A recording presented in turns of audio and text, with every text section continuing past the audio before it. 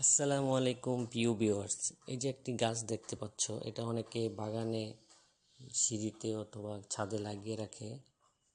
এটা হচ্ছে একটা, অনেকে বলে আফ্রিকান মিল্ক টি।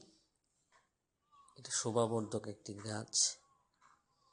এটা তেমন একটা উপকারিতা নাই। এটা বারান্দা বা বাগানকে সুন্দর করে তোলে, বায়ু বিশুদ্ধকরণ করে, সহজে পরিচর্যা করা যায়।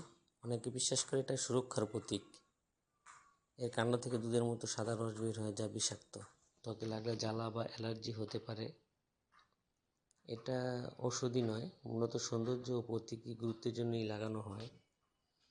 কে কে চিনো এই গাছটা, আমাকে কমেন্ট করে জানাবা।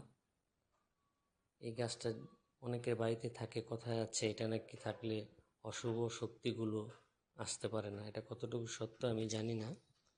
কেউ যদি জেনে থাকো তাহলে আমাকে SMS করে জানাবা। ভালো থাকো, সুস্থ থাকো, এই কামনায়। আল্লাহ হাফেজ।